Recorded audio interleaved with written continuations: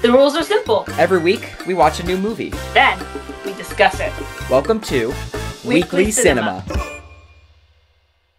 Hello, everyone. Welcome back to Weekly Cinema Season 2. I am your host, Gabe Late, here with my co-host, McKenna Coleman. Yes, we are back, and our producer is Discord because we do not have a producer this time. We are just... We're making it a bit less production value this season due to, of course, what we have to make do with because we are independent. We are independent now. And it is also summer, so we are in a different setup here, 2 different rooms. Yes, yeah. But we'll make do with it. We're gonna be having fun this season. We're gonna try and do all we can before. Let's see when school starts again. Actually, let's pull it up. I don't know. Yeah, I'm excited this season. I've been missing this. I want to watch more movies, talk about it, that's for sure. It was definitely a nice distraction. And guess what we don't have to worry about this time? The bell! Oh, yeah! We're going to have to name the bonus episode something else because we don't have a bell to worry about anymore, which is nice. That is really nice. So we won't get interrupted during mid-thought. Exactly. So... it looks like August 20th is our first day of school. So, all the way up until the week of August 12th. The week of August 12th will be our last episode of the season. And then we'll talk about how everything's going to run once we get to that. But up until then, Season 2 will be happening from now until the week of August 12th. And I'm excited. McKenna's back. We're excited. McKenna, how has your summer been so far?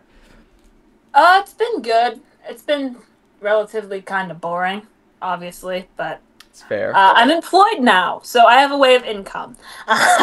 Well, that's nice. Yeah. That's always a good thing. It's an interesting job. I know, but I really do like it. It's interesting. Yeah.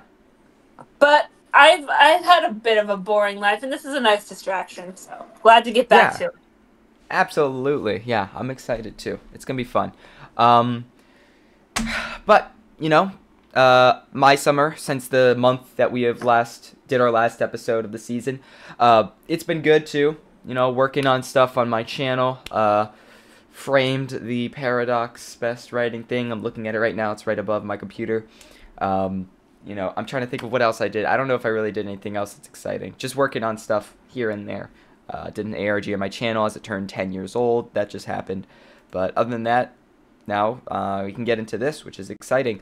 What was I saying? So, Weekly Cinema enjoyers, we were not expecting to have enjoyers on the show. So, hello. Now you can only find this show on Spotify and this YouTube channel. That's the only 2 places you can find Weekly Cinema from here on out, because that is where we're going to be doing this podcast from here on out. And it's going to be exciting. I'm excited either way. It's going to be fun. This is perfect. But we have been getting comments on the YouTube channel, which is awesome. So I'm glad you guys are enjoying the show. We enjoy making it, that's for sure. And we really hope that you're here for the long run and enjoy Season 2. What we have in store, right? Yeah. I'm excited to get into it. Oh, absolutely. What is the movie we are going to be starting the season off with? The big drum roll. We are starting off our season with Knives Out and the Glass Onion and Knives Out Mystery. That's right. Both Knives Out movies, Knives Out, the first one and the sequel. We are going to be discussing that, breaking it down. Because, Knives Out was a murder mystery. And then they made it in theaters. Of course, it was a big theatrical release. But then Glass Onion was different, and they made it during COVID, and it was a Netflix release, which was a very big 180. It was a surprise, but it was. Yeah. I think they're both great movies. Oh, absolutely, yeah. The quality definitely didn't go down when it went to Netflix. It still delivered, which is good. Yeah, but we're going to be talking about that and many more. We are going to be diving into it as our good old Weekly Cinema, banter goes. But, yeah. I Yeah, love I'm the little excited. banter. It's so fun. Oh yeah, it's always a great time. Yeah, but so I hope you guys are excited. I'm ready. McKenna's ready. I'm sure you're ready. Are you ready? Oh yeah, yeah, I'm Oh ready. yeah, oh yeah. I've been ready. Oh, been ready for the past month. I'm so ready. Yeah. Cause you're bored. Yeah. I know. Yeah. Nothing to do. Stuck in the room all day. Yeah. Oh man. Anyways, let's do this. Without further ado, here is Knives Out 1 and 2 Weekly Cinema Season 2 Episode 1. Let's do this. Whoa! All right. So we're back. Not from the bell, but we are back from a break. This is gonna take some getting used to, that's for sure. Okay, so It's okay. yeah, It's yeah. okay. All right, Knives Out came out in 2019. What? I did not know. Wow, that's actually more recent than I thought. Yeah. 2019. Why did I think it was 2017? 2019. Wait, am I thinking of the murder mystery movie? Nope, that's 2019 as well. What the? Okay. All right. All right. I So my guess mind is failing me. 2019 and 2020 was like the years that they decided to do. Oh, it's murder mystery years. Yeah, I guess We're so. gonna That's we're a gonna good have year for this murder. theme with movies coming out in the movie theater. Yeah. It was a Aside big from murder year. what was that one movie called that I went? Hold on. Haunting in Venice. That came out recently. Oh yeah, That was that's good. right. That's right. So aside That's right. from that, that was like the murder mystery era of movies coming out. Yeah. All right. So, anyways, Knives Out came out in 2019, PG-13, mystery thriller. It's around 2 hours long. It was directed by Rian Johnson, and it was distributed by Lionsgate Films. So the synopsis states, the circumstances surrounding the death of crime novelist Harlan Thrombey, right? Yeah, Harlan Thrombey are mysterious, but there's one thing renowned detective Benoit Blanc knows for sure. Everyone in the wildly dysfunctional Thrombey family is a suspect. Now Blanc must sift through a web of lies and red herrings to uncover the truth. So, a classic whodunit movie, top tier, that's for sure. And then the sequel, Knives Out 2, Glass Onion, a Knives Out mystery, came out in 2022. Okay, so I was wrong about that too. It must have filmed in 2020. 2019 to 2022 is the era of murder mystery movies. There you go. There you go. My thought. Correction. There you go. All right, cool. All right, now we're good. So it came out in 2022. Mystery crime. It's around the same length as the first one, 2 hours long. Director is the same, and it was distributed this time by Netflix. So different distributor. Also, the box office that it made is completely different, which is unfortunate. It made the first one made $312 million, and then the second one made only $15 million. So that is a huge difference. Womp womp for sure. Yeah, that's unfortunate. But the sequel goes, tech billionaire Miles Braun invites his friends for a getaway on his private Greek island. When someone turns up dead, Detective Benoit Blanc is put on the case. So it's very broad, like what the description is for this one, because that's kind of like the plot of the movie. It's kind of unknown what's really happening, like what the overall plot is. That's part of the mystery, so pretty interesting stuff. But we'll dive into it, that's for sure. But before we get into that, this isn't like the, what was the movies that we did all in one? The Batman movies. This isn't like the Batman movies because it isn't, like, following one another.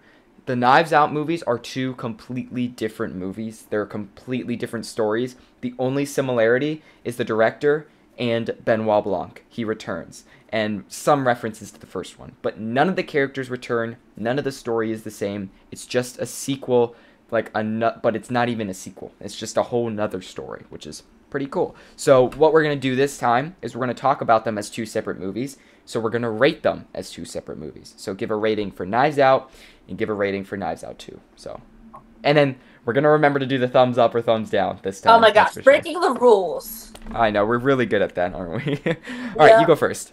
Okay, so Knives Out, it was a good movie. It was very hard for me to, fully enjoy and just, sit down and actually just like pay attention. So it was a bit of it lost me a bit.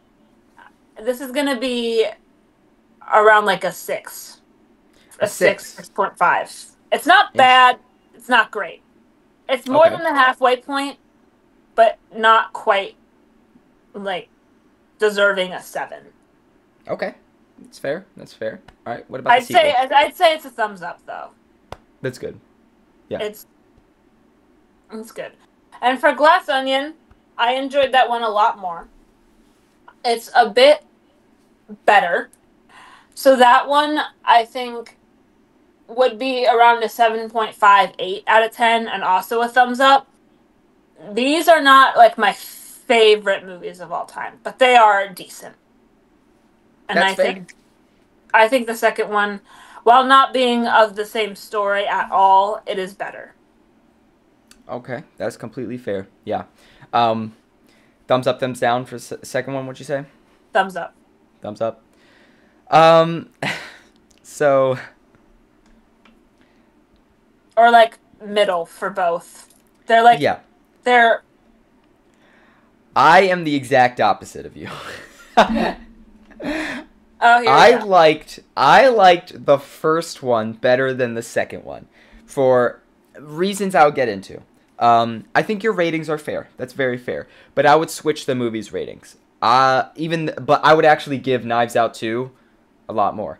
Knives Out 2. Knives Out 1 a lot more. I loved Knives Out. I thought it was a great movie. I really think it was one of my favorite murder mysteries I've ever watched. I haven't seen a lot of murder mysteries. That's a genre I want to get more into, but I did like it more than the Agatha Christie ones, like Murder on the Orient Express. I don't know if you've seen that movie, but I have. That was boring. I will give you that. But one of the best books, and I'm not sure if this has a movie adaptation or not. I'd say this right here. And Then There Were None. Yes, that was the best murder mystery I've ever like read or anything. Yeah. Like Yeah. I'm trying to see if I have it. I don't think I do anymore. No, I don't have it. I have the Scarlet Letter, but I don't have that. I think it's downstairs somewhere.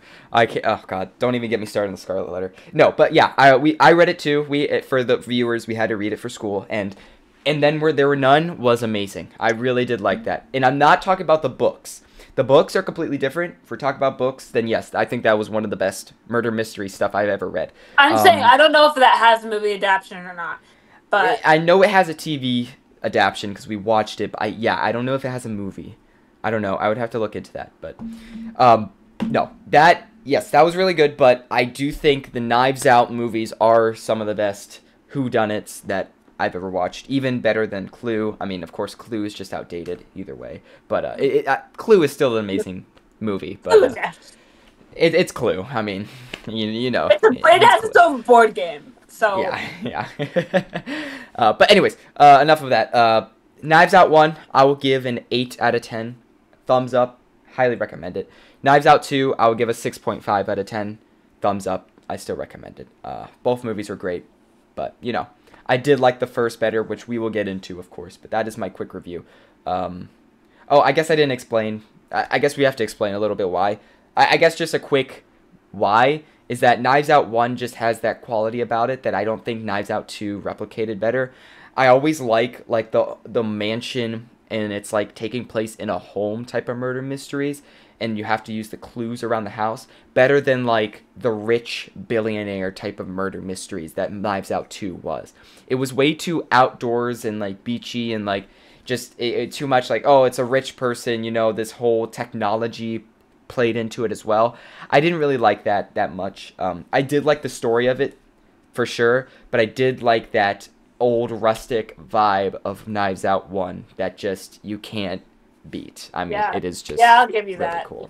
Yeah. But again, and something that's so funny is I watched Knives Out when it originally came out, and then I haven't watched it since then until we decided to do this for the episode. And then I'm like, oh my god, I completely forgot Chris Evans is in this. I know, yeah. Another great thing about the Knives Out movies, the first and second one, is the amount of actors that are in it, and they all kill it. Like, it's so many, like, big name actors that are in these movies, in both movies. Let's see. Knives Out 1 is Chris Evans, as you said, but it also has Ana de Armas, of course, and Daniel Craig. I mean, Daniel Craig kills it. He does that accent so well, even though he's freaking James Bond. He's also just an incredible detective. Christopher Plummer, Toni Collette, you know, Jamie Lee Curtis, Don Johnson. I love Jamie Lee Curtis. And I just finished The Bear, season 3. She's amazing in that, too. Oh, yeah, no spoilers because I haven't got to it yet, but yeah. Oh, yeah. I won't say anything, but, oh my god, just Jamie Lee Curtis in The Bear. Yeah. Chef's Oh, yeah. After seeing that Christmas episode. It is about chefs, but... Right. Yeah, chefs, yeah. I see what you did there. Yeah, The Bear is amazing. Definitely recommend it if you guys haven't seen it, but, yeah. And then, but no, even the sequel is packed because it has Edward Norton, Kate I was just Hudson. about to say, yeah, it has Edward Norton as Miles Braun. Mm-hmm. Kate Hudson. Yep. It has Madeline Klein. Catherine Hahn is in there. Yep. Janelle Monáe. Yeah, I mean, literally, Dave Bautista, who is, of course, from Guardians of the Galaxy. I mean, dude. They all... Ethan Hawke? Oh, yeah. Ethan Hawke was in the movie. He just made a random cameo. That was insane. I mean, do you remember the scene where they were taking, like... They were doing the shots in the mouth for the COVID? Yeah. I don't know if you know who Ethan Hawke is. Do you know who he is? That was Ethan Hawke. I know who Maya Hawke is. Yeah, that's his dad. That's her dad. Ethan Hawke is her dad. And he's an actor, too. He's been in a few movies, if you look into it. Like The Black Phone. He was the evil guy in The Black Phone. I haven't seen The Black Phone. It's a good movie, actually. Surprisingly good. Have you seen Dead Poets Society? No. I haven't seen that either. We'll put that on the list because I heard it's good. But anyways, yeah, Ethan Hawke was in it, which is freaking funny because he was in there for like 2 seconds. Hugh Grant was in it too, which is like,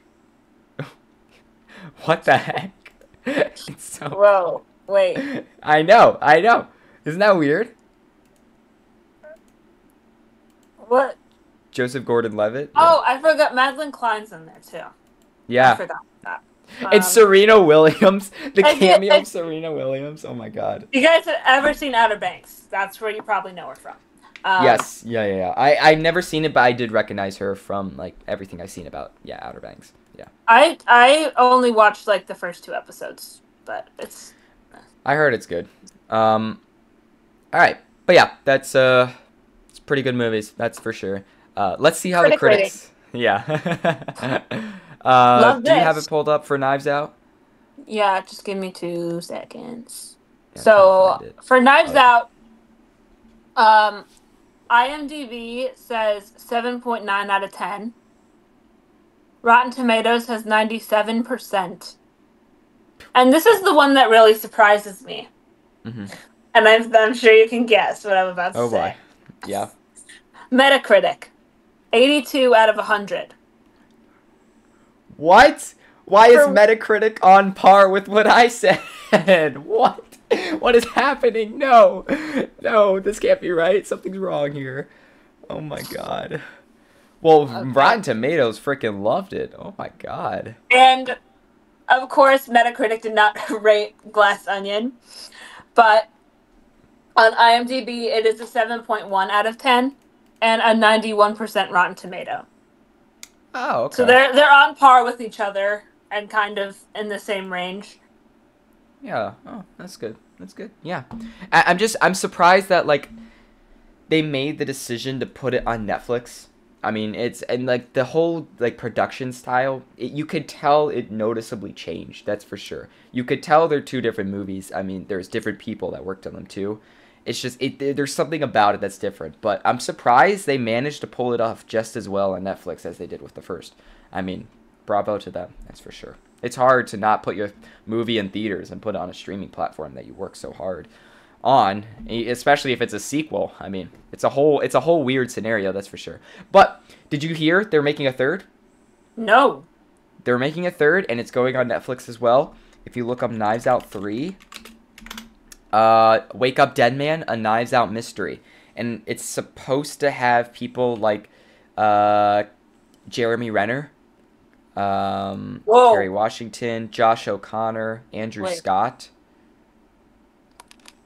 Yeah, it's gonna be cool. That's for sure. 2025. Mm-hmm. It looks cool. I mean, like, of what people are saying. Yep, and there's the director. Wake Wow. Up Dead Man. If you go on Netflix, it's on Oh, Netflix as okay. well. And of course it has Benoit Blanc again. Of course, yeah, he has to return. That's the thing that connects them all. That's for sure.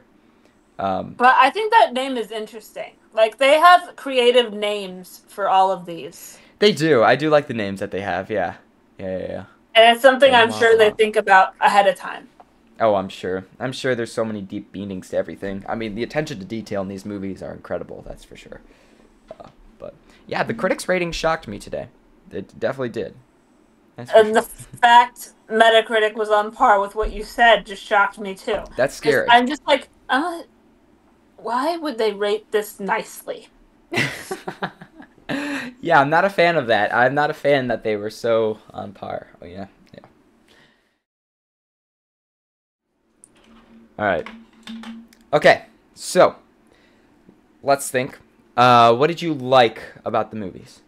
No. You can say like you don't have to say something about both movies. You could say something about one movie or the other. Just in general, what do you like about either movie or both or either? Yeah. So for Knives Out, the original, Mm-hmm. um, it was, like I said in the beginning, very hard to follow.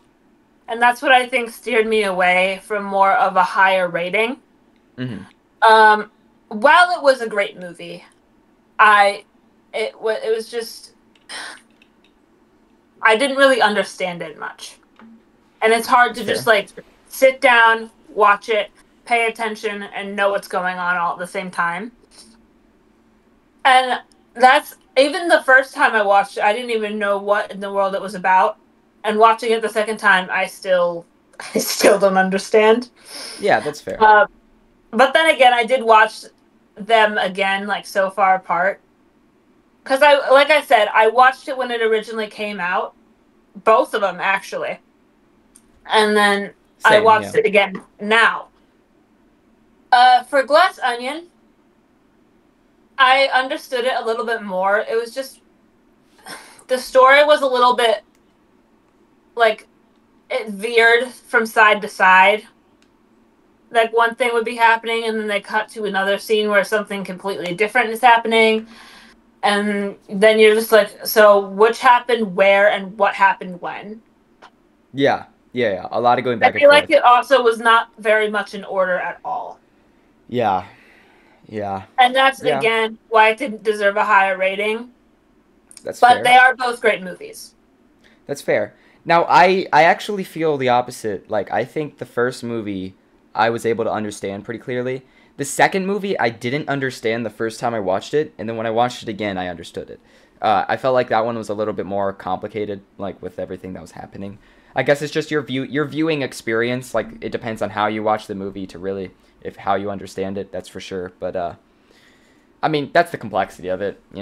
It's a murder mystery. You got to have some confusing details back and forth. I have an idea for a murder mystery that I'm gonna have to pitch to you because I definitely want Oh, to do one. boy. I have a perfect idea. I think it'd be really cool. But that's like I told you. We do a murder mystery, then we have to do a dystopian. I want to do something like that Yeah, happens off of Paradox. yeah. We'll have to put that together. That's for sure. Yeah, that'd be fun. But we should come up with ideas this summer and Yeah, get back to brainstorm. it. Absolutely. Yeah. Okay, so for me, likes and dislikes. Knives Out. I'm gonna give a lot of bonus like pluses to. I really like Knives Out. For one, about both movies, what I like is the accent that Daniel Craig does is actually so good. I It know is some good. people, yeah, I can imagine it be hit or miss. Like I know people will be like, I didn't like it. I mean, and that's fine. People cannot like it. I can see how people can't like it, but in my opinion, I think it was perfect. He killed the accent so well. I mean, it was cool to see him do that that drawl, that southern drawl. I mean, it's just Oh, it's so good. It's so good. What else is there? I really like. This is a bit more complicated, but for both movies, I love the tone, the way they do the movies in where it's like it is comedic at times and lighthearted, but then there's like serious moments that really feels melancholy and it's effective. I feel like in murder mysteries that's what I really like because it's like at the end of the day, no matter how witty it is, no matter how, fast paced, it's a detective, it has that sense of humor and overall happiness and cheer to it. It has to have that dark side that really contrasts with it well because you're like, oh man, somebody actually died, or oh man, somebody's life was actually ruined in this story. Like, and it sells that so well. Like when they were doing the interviews back and forth, that is one of my favorite scenes from Knives Out, which I'm going ahead. We'll get into favorite scenes after this, but one of my favorite scenes in Knives Out is the interview scenes where they're talking to each of the family members at the very beginning. And it's funny because all of them are saying like super like comedic things at times. And of course, him in the background hitting the piano and the witty remarks and stuff, it's hilarious. But then they're talking about like how it's their father and he died, and the somber music in the background, it's like a weird mix of funny and then there's dread. It's just such a feeling that no other genre can compare to because it's perfect. I mean, It's murder complex, mysteries and that's do that why perfect. I do enjoy Yeah. murder mysteries for that reason. They're Oh yeah. very complex, but Absolutely. it's so worth it to try and like decipher it yourself too. Yeah. Yeah. Because if you can figure it out before it explains it in the movie, then you feel like so good, and you're like, I It's so figured this out rewarding. before the Yeah. detective. And they put so many clues that make sense in the end, and that's another thing I love about it, which is of course it's a movie like that, but that whole, okay, spoiler warning of course, but that whole thing about how they did it differently, where Ana de Armas's character was the murderer, but in the end, like it's a plot twist because you know the murderer the whole time.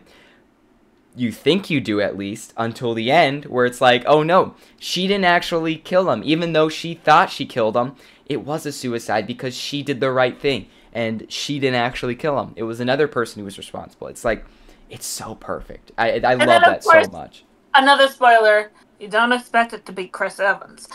I know, exactly. So Like in the my straw, dislikes, I'm sorry. The it's okay, it's been a strong, while. like protective guy, you don't expect him to be the killer. But then it's like I feel like it's the opposite way around in the Glass Onion. It's That's the what I was gonna say. billionaire, Miles Braun Yeah, type character yeah, who's like, "Oh, I'm rich. I'm gonna make this whole Glass Onion. Here's the future. I have this innovative product. Oh no, I killed somebody." yeah. I didn't like Glass Onion as much because, for one, I did feel it was predictable. I thought it was more predictable than the first one because I would have never guessed it was Chris Evans for however way they set it up. I don't know why, but I could have never guessed it was Chris Evans or that she mixed it up and actually did it correctly. All of that was super unpredictable. But Glass Onion, I could tell it was Miles Braun. Like you know from the beginning, oh, he's the main character. He's the rich guy inviting them all. He's obviously a main suspect. It's obviously going to be something about him. Well, he also gives off like the vibes he gives off too. I feel like Yes, in yeah, a way as well.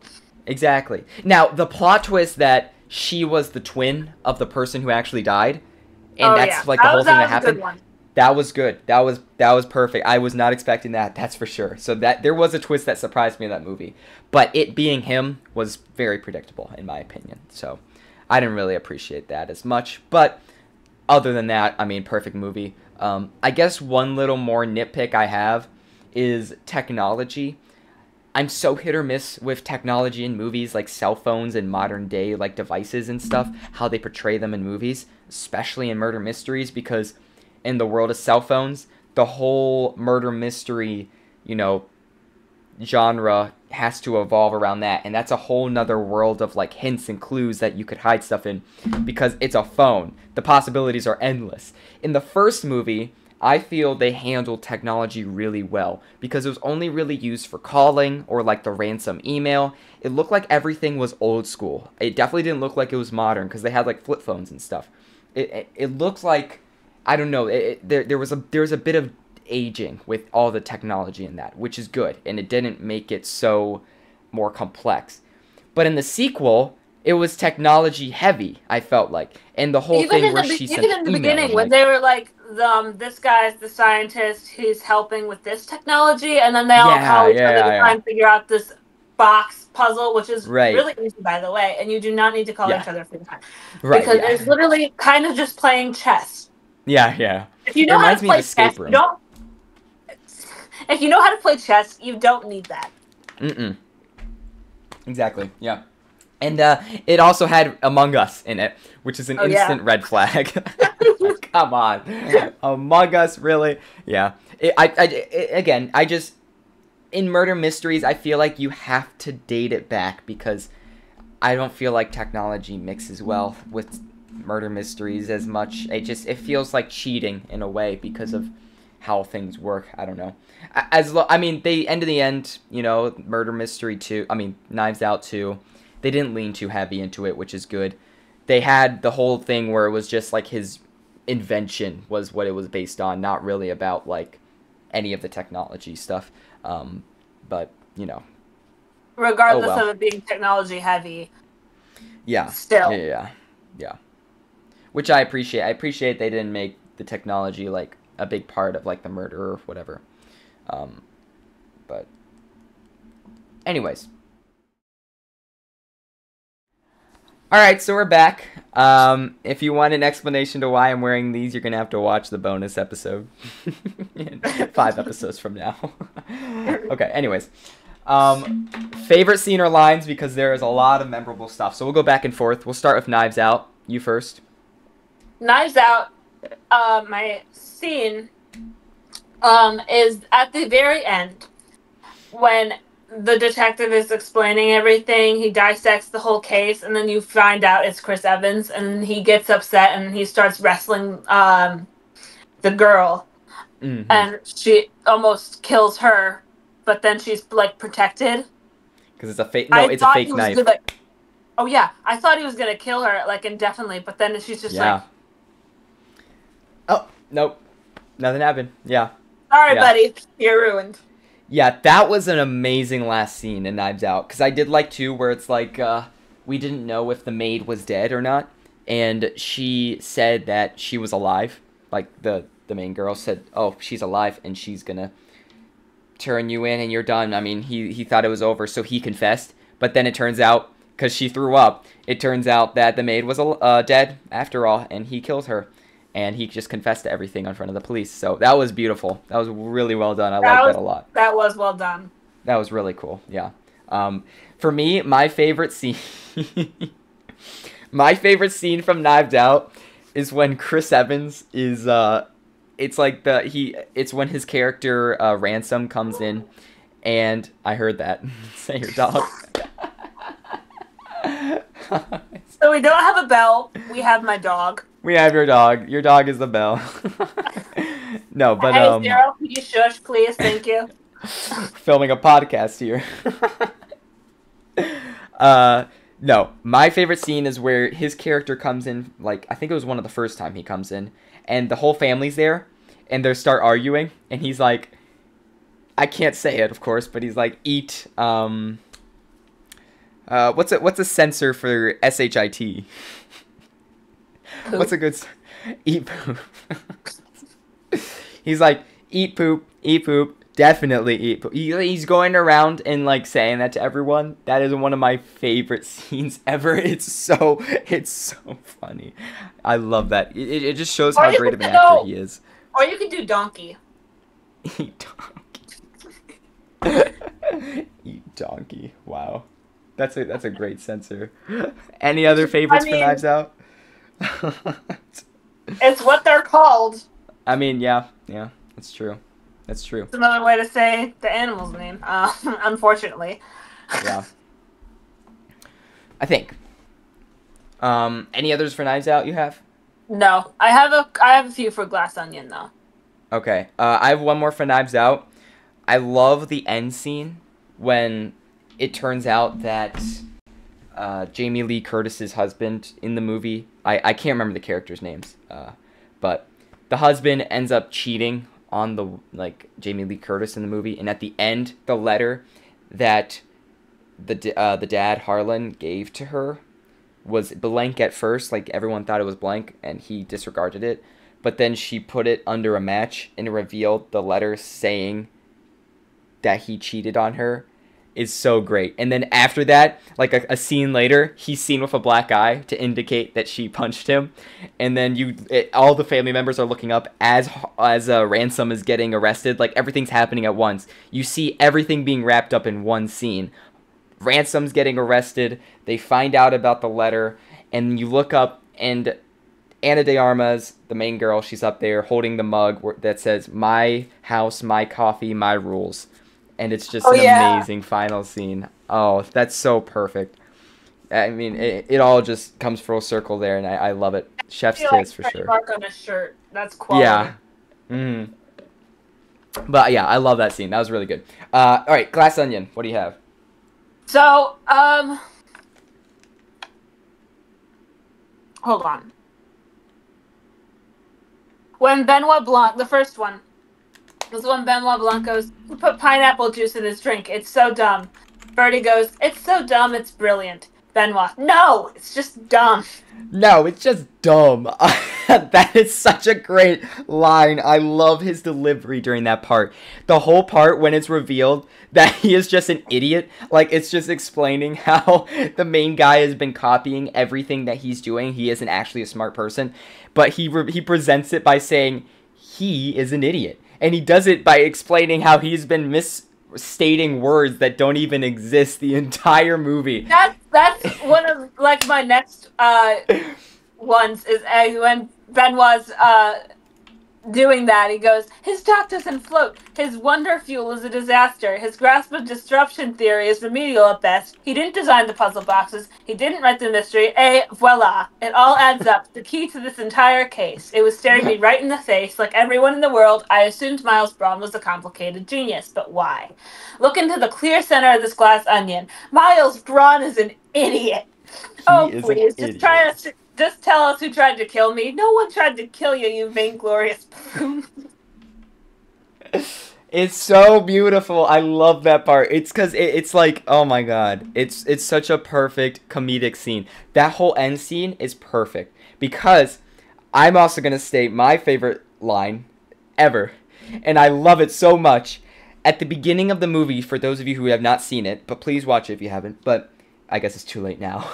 If you haven't seen Glass Onion, at the beginning, like towards the beginning of the movie, he has the Mona Lisa. That is a big part of the movie. He has on display in the Glass Onion the Mona Lisa because he's like, I want this whole investor meeting to happen and everyone to come here to see the new fuel that I made, blah, blah, blah.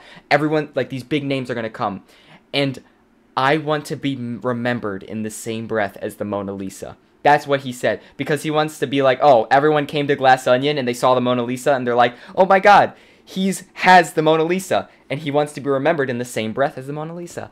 Well, at the end of the movie, it ends up getting destroyed because of him, and the Mona Lisa is burned, like the actual Mona Lisa in this movie is destroyed, and at the end of the movie, Helen, the main lady, states, "Your fuel of the future just barbecued the world's most famous painting, you dummy. Congratulations on the public launch of Clear and the end of Miles Braun. You're ruined, and you did get your wish to forever be remembered in the same breath as the Mona Lisa." I love that. It's so brilliant.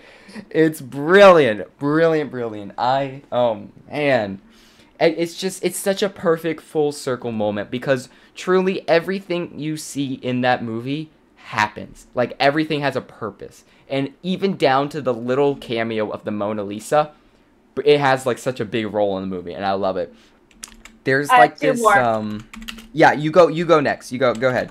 When Helen Brand goes, and this is I think one of maybe the best lines in the movie. It's not really comedic so much as just brilliant. You would lie for a lie, but you won't lie for the truth. That's a beautiful line too. The writing in the movie is just incredible. It I know, really is. and that's why I love that line so much. It's just like It's good. that holds truth to it, but also is very inspiring. Yeah. Oh yeah. Yeah, yeah. Yeah. The last one is kind of funny. Go ahead. Bertie goes, I didn't even know what that word referred to Jewish people. I thought it was a generic term for cheap. Jewy.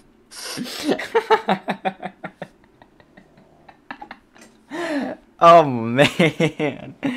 Oh, that's so good. It's just beautiful. So I have, I guess, just a lesson in filmmaking for this episode here. There's a principle in film called, I don't know if you've heard of it, McKenna, called Chekhov's gun. No. And I just read a description right here. Chekhov's gun is a narrative principle that states that every element in a story must be necessary and irrelevant elements must be removed. For example, if a writer features a gun in the story, there must be a reason for it later on, such as it ends up being fired some point in the movie. So basically what this principle states, and I think it's a great principle, and I feel like all the Knives Out movies follow it to the T, is that everything you see that is called out in a movie has to serve a purpose, or else it's a bad movie. It just doesn't fulfill the narrative. So, for example, another major part of the movie is the car. The car, when they're going up in the Glass Onion, there's a lot of Chekhov's gun happening there. But one of the big things is he talks about his car that he has on display on the roof of his Glass Onion, and it's a silver car. And they point it out, and they're like, he's like, that is my baby. I love it so much. He loves that car, right? At first, you think it's just a random call out for a car, but if you know the principle, you know, oh, that car is going to be important later, or else it's just bad writing. And of course, it had to be. Later on in the movie, it's the car that delivers the drinks, of course, which is just another fun element. But then one of the people mentioned, oh, remember when you were driving that car that one time and almost ran me over? Which then becomes important later when it's revealed that Miles Braun is the killer and he was driving that car and almost ran over that person. It all connects because it gives the evidence to that he was the murderer. Oh yeah, It's when he goes, you almost perfect. pancaked me. You almost pancaked me. That's it. Yeah. And it's just that is one of the many examples, just like you stated with the like I stated with the mug earlier, like the my house, my coffee, my rules. That was mentioned at the beginning of the movie, and at the end, it played an important role. So if you're making a movie or writing a movie in filmmaking, and we gotta think of this more when we make our movies, because of course Paradox had many things we could improve on, but this is something that I think we should have followed closer to, is Chekhov's gun. For example, like the 8-ball. The 8-ball is such a, actually, I have it right here on display. The 8-ball is such a, it was a big part of the movie, of course, and was the key part of it, and it was called out multiple times. I mean, it was the main part of the paradox, but I feel like we should have had it serve a bigger purpose at the end. I guess it did. I'm over here bashing our own movie, but we actually did do pretty well. He put it down at the end, right? And he didn't walk through the portal, so... But I feel like we also could have done something a little bit with that, is like, he maybe could have destroyed the 8-ball in the end instead. Sure. Or... to actually destroy like it, yeah. Of course, with the budget we have, we couldn't afford to break a 8-ball like that. No, but... But, you know, it in the future. How about this? When we make a movie adaptation of Paradox in the future, when we're big and you know, can have actual actors play the roles and stuff, and we make an hour-and-a-half long movie off of the idea, then we'll think about that for sure. That's for sure. We'll come back together and write that because, you know, it has to happen. That's for sure. Rewrite. Yeah. For those of you who are fans of the podcast and don't know anything about us, I guess we could give a description because we never really explained it. Me and McKenna and 2 other people, we have we're a group that makes, you know, some stuff for fun. But one of the biggest things that we all made together was a movie, like a short film, a 15-second short film, called Paradox. And if you want to watch the film, it is on my YouTube channel, Pixel Pug. You can go to it. But it did really well. We got the best writing at a student television network convention in California, the biggest student competition in the United States, and we won best writing for it, which is insane. Right here, yeah. We also went. Our film also made it to the Arizona International Film Festival. As you can see, this is my lanyard from it. See, it says filmmaker right there. Our film was screened at the festival, which is super, super cool as well. And now, July 18th, which is 9 days from now, we figure out if it made it into a New York festival that we applied it to. So we made our own short film. So we just based this off of experience of like knowing how it feels. Of course, to a very minor scale, but we know how it feels to write a short film or write an actual narrative like this because, it's not easy. That's for sure. It takes a lot of time. But it's a fun experience, and you learn a lot, that's for sure. But yeah, Chekhov's gun. I don't know. Did you know about that, McKenna? No, I did not. But you do notice it in movies though. Like even though you don't know the actual principle, you do notice in movies where it's like, oh, something is mentioned in the beginning of the movie and it becomes really important later. I mean, that is a big part of movies, and it's just good to apply that in your own writing. But yeah, you learn something new every day, and there's your lesson in filmmaking for this episode. I just learned that off of a random video I found, but I think it's very interesting, and it definitely applies to these movies. I mean, you see them everywhere. You can't name one item in the movies that are like mentioned and don't become important. I mean, it's incredible. Everything becomes important. The napkin that they write the idea on in The Glass Onion, even the Glass Onion bar itself. I mean, everything is just chef's kiss. Absolutely beautiful. Absolutely beautiful writing. All right. So let's talk about some fun facts because I'm sure there's a lot for these movies. McKenna's going to do fun facts for Knives Out. I'll do fun facts for Knives Out too. So, McKenna, go ahead. So,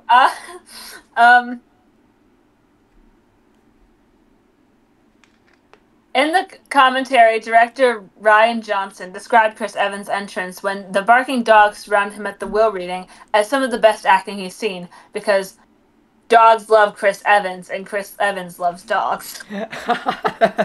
That's funny. Wow. Yeah, I always wonder how they work with dogs on set. That must be complicated. And the dogs played a big role in the movie too, so they did well. Good job, dogs. Let's give it up for the dog actors of this world. Oh yeah.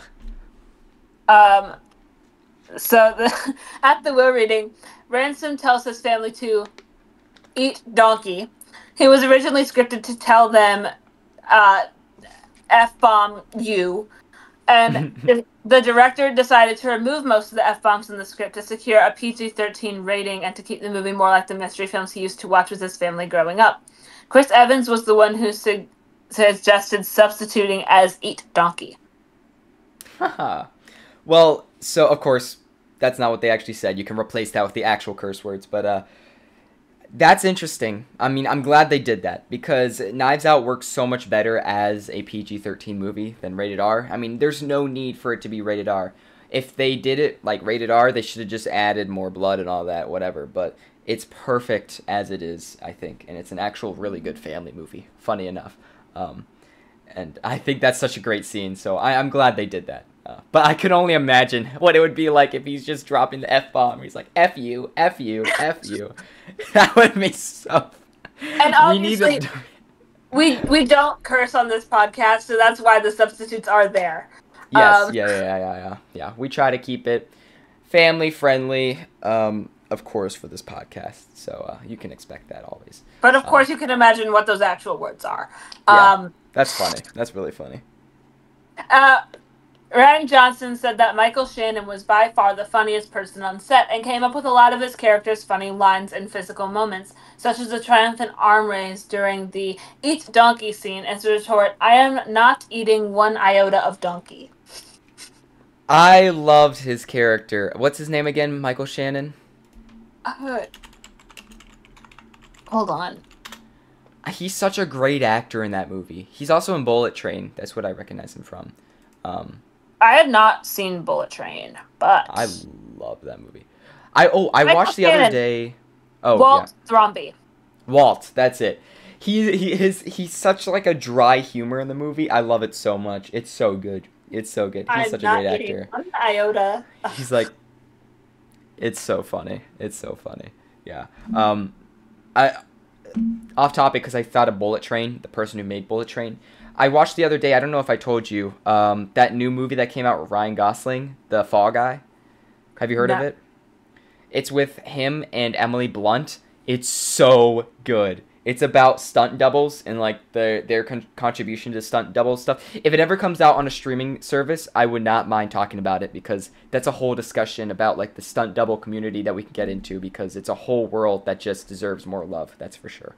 That'd be cool. I backing off of that a little bit. Mhm. While we're still talking about stunt double stuff, Mhm. I went to go see the Indiana Jones Epic Stunt Show while I was in Florida at Ooh, Disney that's cool. because they have that in.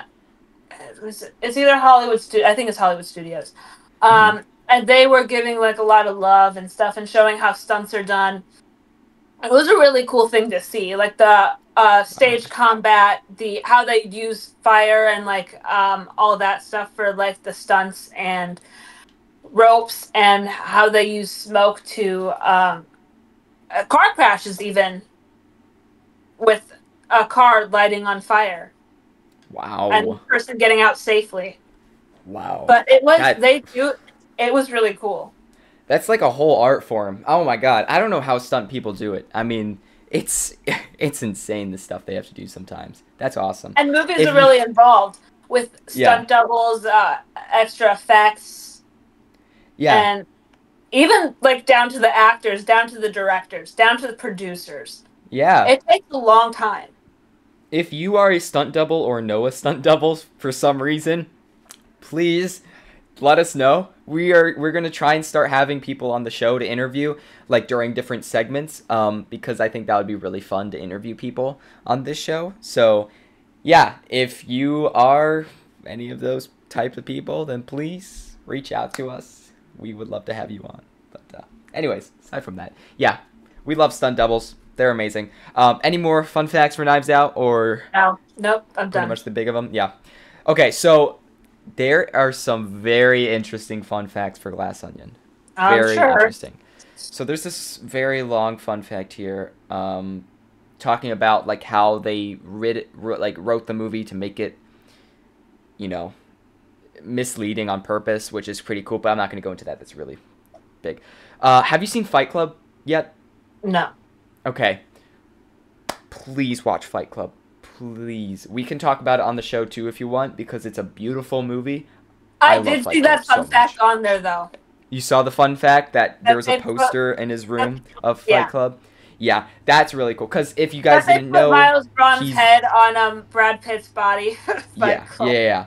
Because I'm not gonna spoil Fight Club, but Brad Pitt and Edward Norton, which is Miles Braun, they were both in Fight Club, and they both play a major role in the movie. As again, I'm not gonna spoil it.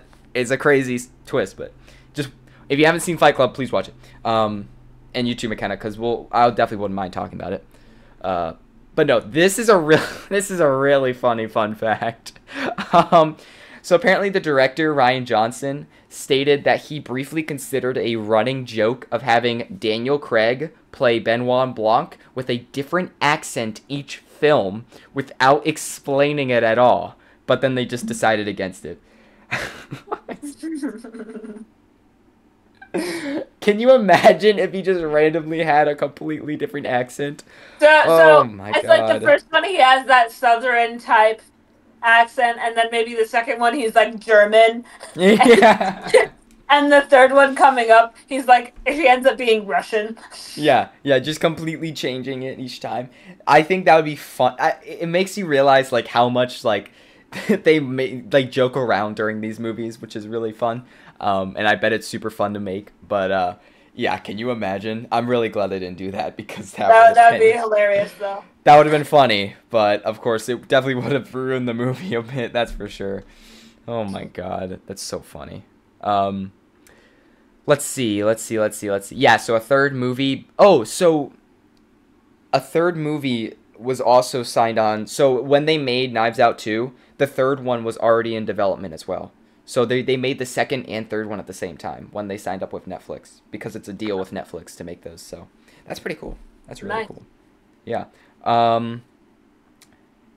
Oh. What? So this is interesting. I'm gonna have to look into this because this would be like an interesting video topic even. One of the books on Blanc's floor is Cain's Jawbone. The book's called Cain's Jawbone. It's a murder mystery first published in 1934, and all of the pages are printed out of order. It's only been solved 3 times. Huh. What? Wait, that's so cool. Wait, Cain's Jawbone? So, on purpose, they're all out of order? Has anyone solved Cain's Jawbone? 2 people, Sidney Turner and W.S. Kennedy, solved the puzzle in 1935 and won £25 each. A third person also solved the puzzle in 1935 and received a note of congratulations from the author but didn't win a prize. So it's a murder mystery, and it's a puzzle because all of the pages are out of order. Oh my gosh. That's so cool. And there's a whole subreddit. What? That's crazy. That's so crazy. That's cool, honestly. And you have to put it in order to understand the full story, and only 3 people have solved it. Oh, that's so cool. Oh my gosh. All right, that's cool. That's really cool. I love that. That's neat. Anyways, I didn't know about that. That's new to me. That'd be cool to look into. Yeah. That's really cool. No way. Okay, so have you seen Moon Knight? This will be my last fun fact. Is it that like spin-off series with that guy from Star Wars or whatever? The guy that plays Poe? Moon Knight is a Marvel show. And it's a show that this is where I know Ethan Hawke from. Ethan Hawke played the villain in that show. It's like WandaVision, Loki. I might be saying the wrong thing because I know the name, but yeah, what are you thinking about? Because that's where I know him from for sure. Okay, no, yeah, I am thinking of the wrong thing, but like it's the same thing at the same time. I see. So there's a show called Moon Knight where Ethan Hawke was the what is it? The villain. And they filmed this movie in Greece. So it says here that Ethan Hawke's cameo in the movie, because I was like, why is he in the movie? That's so random. But it wasn't planned in advance. It's just because Hawke appeared, he happened to be nearby in Budapest because he was shooting Moon Knight the same time. So he just came to Greece for a day to shoot his scene. That's so funny. That's so funny. But no, what I was thinking of was Oscar Isaac, who plays Poe Dameron in Star Wars. Oh, yes, because Oscar Isaac is in Moon Knight. That's what I was like. Yeah. This is because I saw the opening scene to the show. I never fully watched it. The thing with the glass in his shoes. Yeah. Oh. Okay. This is a very long episode for our first episode back, so this is fun because we're getting into a lot of crazy discussions.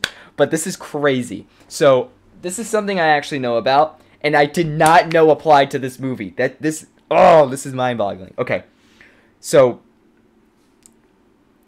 fun fact, in movies, Apple has a weird rule where you can only use an Apple phone in a movie if the character is not a villain. Isn't that weird? Yes, but now that I think about that, have you ever seen a villain use an Apple iPhone in a movie? Exactly. So Apple specifically states characters cannot use an iPhone if they're a villain. So in Knives Out, it actually plays a big role because Rian Johnson, the director, stated in an interview that Apple has a rule that villains in movies cannot use an iPhone or any Apple product. In the first Knives Out movie, one character is seen using an Android while everyone else has iPhones, which spoils who the villain is. And I think that was, what's his name? Because the main girl has an iPhone because we know that also spoils it because we know she's not the villain. But Chris Evans has an Android in Knives Out. So it kind of slightly spoils, oh, he's the villain, which is really interesting. But you never think about that, though. But you never think about it, yeah. So in this film, Knives Out 2, not only all of the phones used are not iPhones, Miles doesn't own a phone, period. So they won't spoil it this time around. Only 2 characters are shown with Apple products. Duke is introduced live streaming from an Apple-branded screen, so that's an early hint that he's not the killer. And then Benoit Blanc, when he's in the bath, he is later on an iPad, and that also says, of course, that he's not the killer. And also note, Miles flings it at him from off-screen and is never seen in contact with it. Oh, yeah! Because remember, he's like, you want to win an iPad. Yeah. Here's your iPad. Here's your iPad. He flings it off-screen, so it never shows that he touched the iPad. So it doesn't spoil that he's the villain. That's so funny. That's so funny. Why does Apple have to be so complicated? I don't know. That's so stupid. I can't believe that. Oh my god. That is funny, though. Wow. I never knew about that rule. I know. It's a very interesting thing. It's so interesting because it's like, really, Apple? Really? Come on. Do you have hate on villains? Is that you their really villain want to arc? ruin They it? can't use an Apple product. Yeah, exactly. Yeah. That is something you also got to think about too, though, is like villain arcs and why they became what they are. Mm-hmm. Which and I think writing the second, as well. yeah, I think both movies did that pretty well. I think the second movie did that better with the reason behind the villainy because, of course, he is trying to keep himself safe and having all of them cover him up because he helps all of them. So they're all helping each other in this weird scandal. The first movie, Ransom is kind of like, yeah, he is left out of the will, and he is, like, hated by, the grandpa and stuff, but it doesn't feel like enough reason for him to go on and kill someone. I don't know. It's still cool, though, because it's like, oh, yeah, they wanted to frame the main girl because they wanted her to lose the will, because he knew ahead of time that nobody was going to be on the will, and she was going to get it all. I thought that was pretty cool, yeah, but, oh, well. Either way. Great movies. Definitely better than I could ever do, but, Hey, don't sell yourself short. Yeah, we're gonna try. We're definitely gonna try. Yeah, we're gonna do some talking because I would love to make a murder mystery. That's for sure. All right, well, I think we had a great first episode of Season 2. Hopefully all the episodes, of course, since there's no limitations this time, we can really dive deep into topics like we did this time. I mean, I learned a lot. You learned a lot. Some very interesting stuff here. It's been fun, so I hope you guys enjoyed. But yeah, expect more episodes, all that. But before then, Knives Out. That was great talking about it. Truly a wonderful work of art, masterclass in filmmaking and writing. You can be sure to watch Knives Out if you haven't already. Please watch it on YouTube, Google Play, Amazon Prime, Fandango, and Apple TV, of course, or you can own it physically. Also, Knives Out 2, watch it on Netflix. I think it's only on Netflix. I'm not sure if it's anywhere else, but of course, mainly on Netflix. Be sure to check it out there. Both movies, absolutely great. It's been fun discussing them. Thank you for joining us on our discussion of Knives Out 1 and 2. But, of course, that's not it. We are going to be back. We are kicking this season into full swing. I'm so excited. I'm ready. Are you ready, McKenna? Are you ready for this good season? I am so ready to be back at this, and I'm very excited. Yeah. I think our official season name is The Summer Days, right? That's what we're calling this, the summer episode, The Summer Days. Yeah. I don't know. We'll probably have to talk about that after this episode, too. We'll be doing a lot of talking post this recording, but, that's not your guys' worry. It'll all be finalized by the time this is up. Don't worry about it. But, anyways, tune in next week where we will be discussing the movies Maze Runner trilogy. Yeah, we both own, by the way. We both have the same exact Blu-ray. So yeah, we're gonna talk about we're gonna do another bunch of movies. Isn't that fun? I feel like it's fun to do like the trilogies or the multiple movies at once. But yeah. If you didn't know, that trilogy consists of the original Maze Runner, Scorch Trials, and Death Cure. Yep. With a very amazing actor who is also from Teen Wolf, Dylan O'Brien, as the main character. Yep. Yeah. Thomas. Yep. And the funny thing is, Thomas is not Thomas because Newt is played by Thomas and Dylan is Thomas. We'll get into that, of course. Yeah. It'll be fun. Yeah. But yeah, please tune in next week when we talk about that. We're gonna watch it to refresh our memory because it's been a while. But you know, we of course, I'm just gonna say now, both of us have seen the movies, but it's been a while since we've rewatched them, so it will still be fresh. But don't worry, we'll be watching new movies too this season. We'll be doing all sorts of stuff. It's gonna be fun. But yeah. That's all for episode 1, season 2 of Weekly Cinema. Please be sure to subscribe to our YouTube channel, Weekly Cinema, if you're watching on Spotify, or if you're watching on our channels, be sure to go to Spotify, because Spotify is where you can find our bonus episodes that we will be posting every 5 episodes, of course, as well as every other episode that we upload. Follow us, rate us out of 5 stars, please. It helps support the podcast a lot. And let us know if you have any tips. This editing is going to be different. I'm not going to be switching back and forth between. We're going to just have both of us on screen always. It's not going to go back and forth. So if you didn't like that, it's easier that way as well. It's easier that way. And of course, I can't really do it the other way because of how Discord works. I could, of course, film it a different way if you guys prefer it the other way. But just let me know in the comments. If you have any movie suggestions, let us know in the comments. Of course, on Spotify, you can use the Q&A box as well. We're always willing to hear your thoughts, that's for sure. But for now, we'll see you next week. We're going to talk about Maze Runner. We're going to watch Maze Runner first. But until then, McKenna, go ahead and close us out. Well, it was really great to be back, honestly. And it's nice talking with you about movies again. But thank you guys so much for watching, and we love all your support. We will see you next time with the Maze Runner trilogy. Woo! Bye, everyone.